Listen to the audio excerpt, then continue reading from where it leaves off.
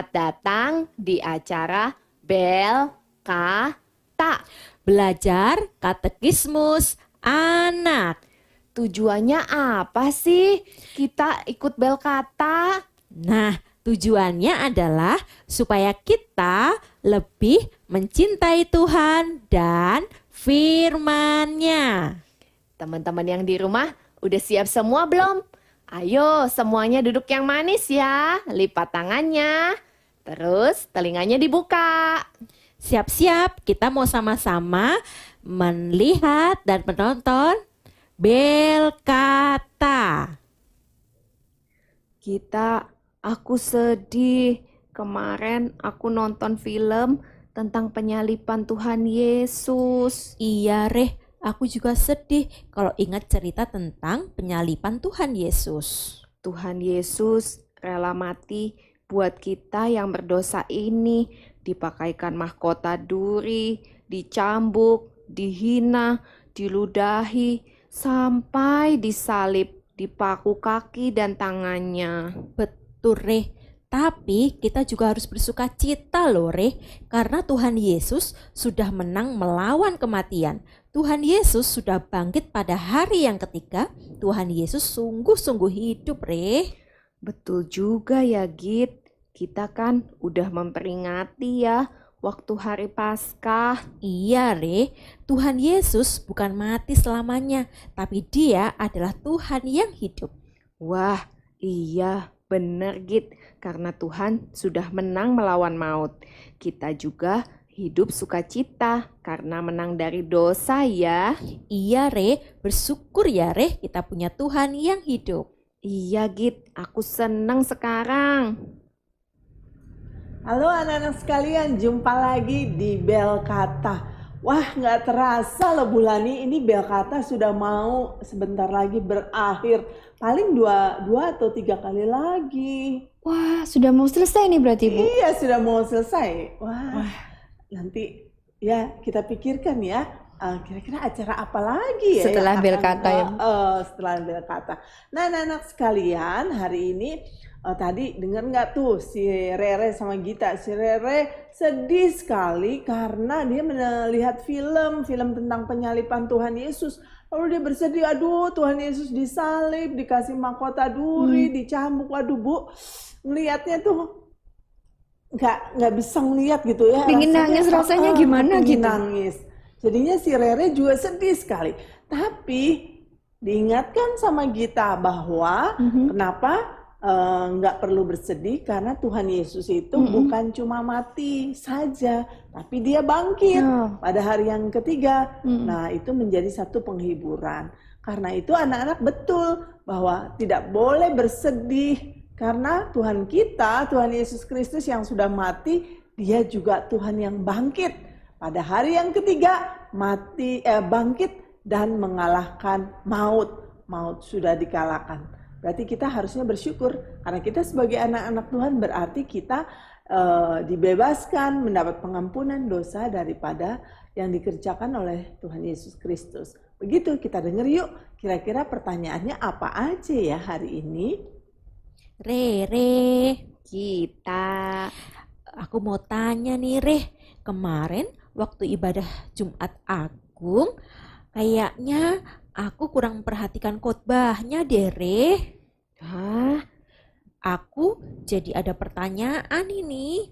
Kan Tuhan Yesus dikuburkan. Apakah Tuhan Yesus tetap tinggal dalam kubur setelah ia dikuburkan ya, Reh?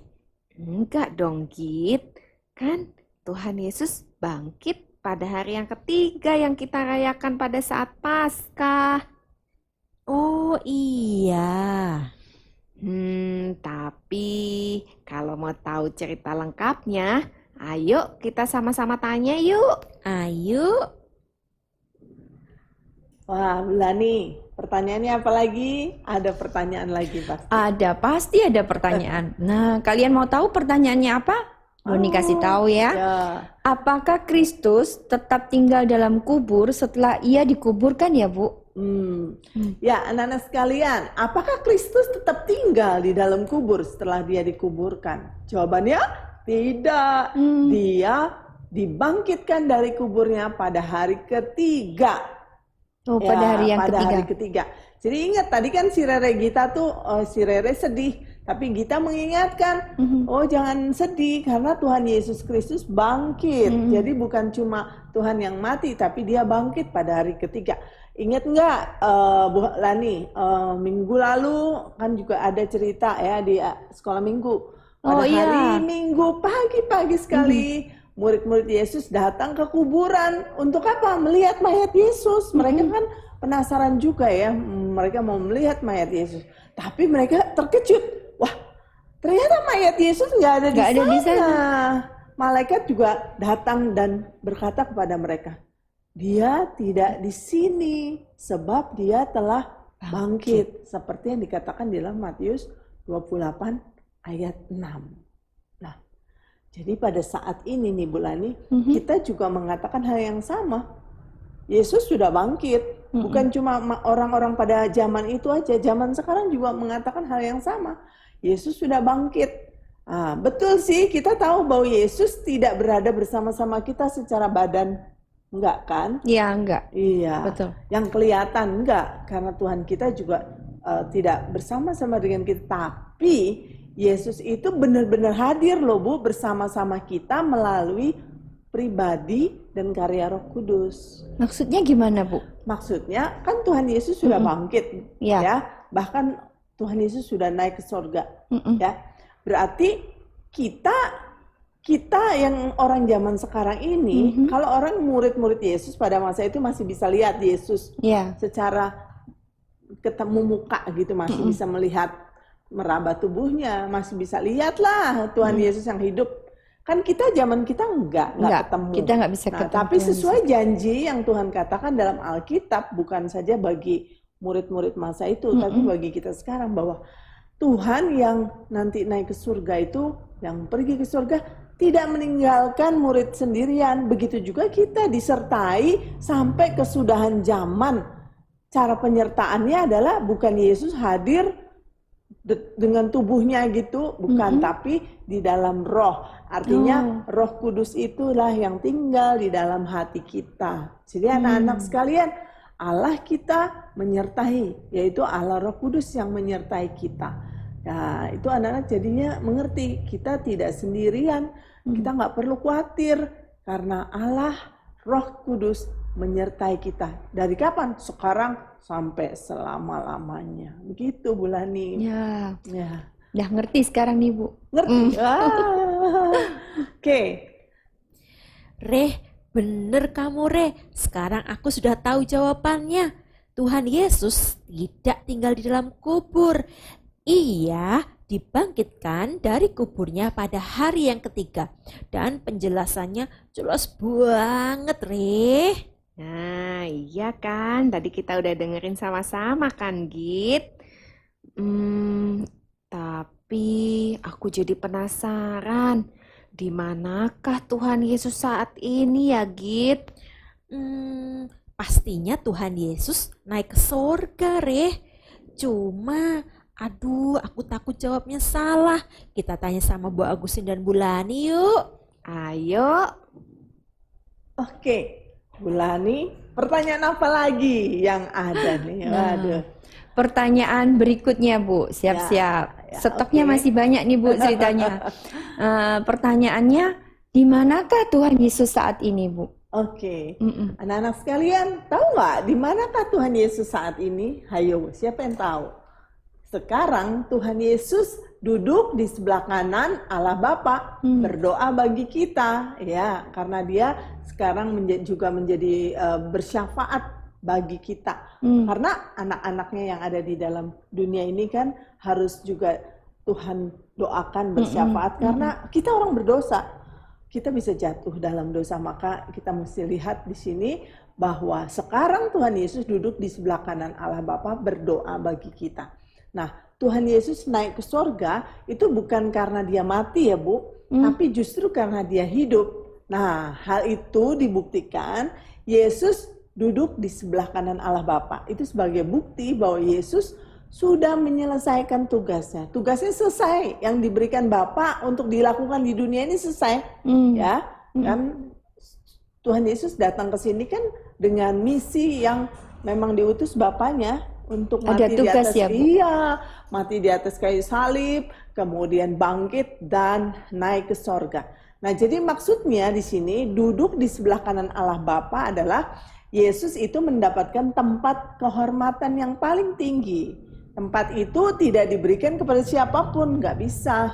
Nah, maksud lainnya lagi adalah bahwa Yesus duduk di sebelah kanan Allah Bapa itu berarti Yesus saat ini menjadi perantara kita agar manusia juga bisa bertemu dengan Allah.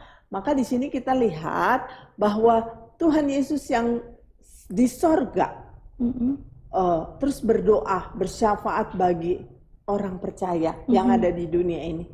Karena orang percaya butuh terus ditopang oleh Tuhan juga supaya hidup dalam kebenaran, tidak jatuh dalam dosa. Karena kita ini loh manusia yang bisa jatuh dalam dosa masih lemah ya, Bu? Iya, masih memiliki, sudah ditebus oleh Tuhan tapi masih memiliki banyak hal bisa jatuh dalam dosa.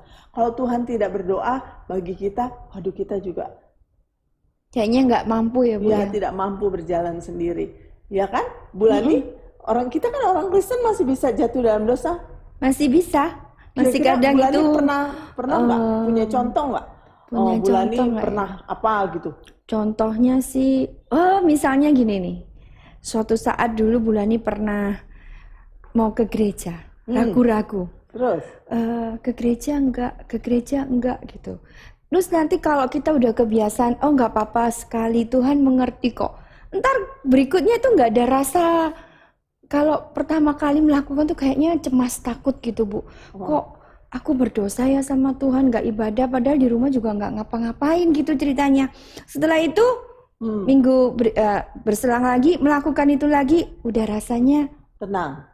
Oh nggak apa-apa, Tuhan ngerti kok. Tuhan ngerti selalu gitu. Terus lama-lama kalau gitu itu kan kalau dibiarin terus kita bisa Iya, bisa bahaya, tumpul. Berarti nggak ada lagi kepekaan. Nah, ini dia.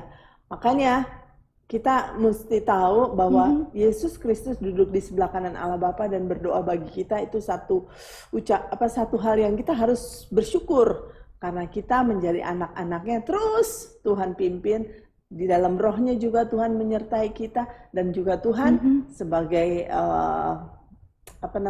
perantara, dan Tuhan yang bersyafaat bagi kita. Ini sangat kabar gembira buat orang-orang yang percaya, ya, karena kita tidak bisa hidup sendiri tanpa pertolongan Tuhan, tidak bisa.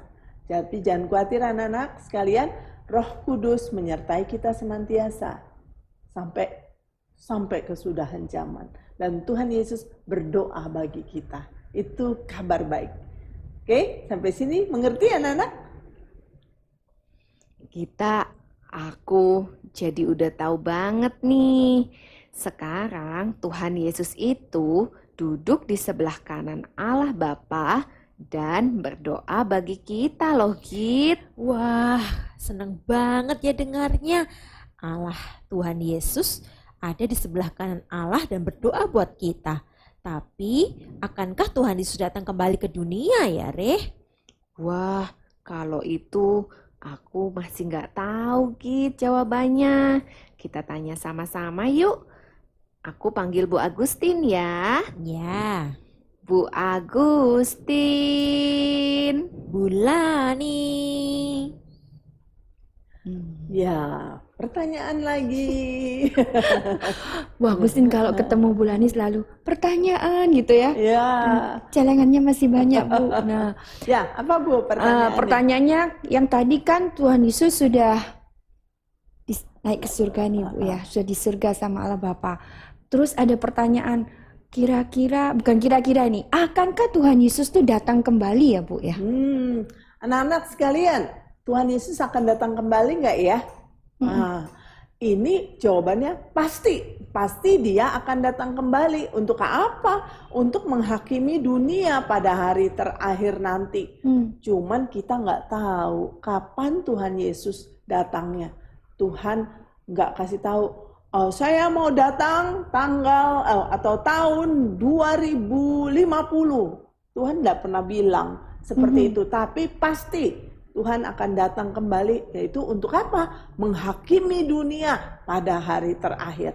Nah, setelah semua aktivitas saat ini mencapai tujuan akhirnya, ya, yaitu semua musuh-musuhnya tunduk kepada Yesus, barulah ia akan datang kembali ke dunia. Nah, kembalinya Kristus ini disebut dengan kedatangan kedua. Ya. Kedatangan pertama itu waktu 2000 tahun yang lalu, yaitu pada waktu Yesus datang ke dalam dunia jadi bayi. Itu di kedatangan yang Bethlehem. pertama ya. Iya, itu kedatangan pertama di Bethlehem jadi bayi, lalu Yesus melayani dan Yesus naik ke atas kayu salib. Yesus datang untuk menebus dosa manusia. Nah, orang yang percaya kepada Yesus akan mendapatkan pengampunan. Nah, Yesus memberikan belas kasihan dan kemurahannya kepada setiap orang yang percaya kepadanya. Tapi beda Bu dengan kedatangan kedua. Berbeda. Yang pertama sama yang kedua berbeda. Iya. Perbedaannya di mana nih, Iya. Bu? Kalau yang pertama datang sebagai bayi. Kedatangan kedua tidak lagi datang sebagai bayi yang mungil, bukan, tapi Yesus datang sebagai hakim yang menghakimi dunia ini. Yesus tidak lagi memberikan belas kasihan dan pengampunan, melainkan apa? Penghukuman, Bu, kepada orang-orang yang tidak mau percaya kepada Tuhan dan nggak mau bertobat. Penghukuman, dia datang sebagai hakim. Wih, ini sesuatu yang mengerikan. Tapi bagi orang Kristen, orang yang percaya, Tuhan akan datang. Kapan? Nanti Tuhan datang. Untuk apa? Menghakimi dunia pada hari terakhir. Itu berita sukacita buat kita karena Tuhan kita akan datang. Karena kan kita percaya. Karena kita sudah percaya. Tapi buat orang yang tidak percaya, itu menurut Bulani itu berita sukacita apa berita yang mengerikan? Ya, pastinya mengerikan ya, dihakimi. Berarti kan kalau kita bersalah, pasti ada hukumannya itu, Bu. Iya, Yesus yang datang kedua kali tidak lagi memberikan belas kasihan dan kemurahan kepada setiap orang yang setiap orang. Karena apa? Ini beda ya. Yesus nggak lagi memberikan pengampunan, melainkan penghukuman kepada orang yang tidak mau percaya, nggak mau bertobat. Itu sesuatu yang mengerikan. Seperti yang dikatakan di dalam Alkitab, 2 Korintus 5 ayat 10. Nah, ini dikatakan, sebab kita semua harus menghadap tahta pengadilan Kristus. Ya, supaya setiap orang memperoleh apa yang patut diterimanya sesuai dengan yang dilakukannya dalam hidupnya ini, baik ataupun jahat. Jadi nanti semua orang akan menghadap tahta pengadilan Kristus. Nah, jadi artinya Tuhan pasti datang kembali sebagai hakim yang menghakimi dunia. Dan ini buat orang percaya, ini masih puji Tuhan. Karena apa? Ini berita sukacita, Tuhan kita akan datang kembali. Tapi bagi yang tidak percaya, ini berita penghukuman yang begitu mengerikan. Karena mereka tidak lagi mendapatkan belas kasihan dan pengampunan dari Tuhan. Oke anak-anak, karena itu kalian harusnya menjadi anak-anak yang percaya Tuhan Yesus.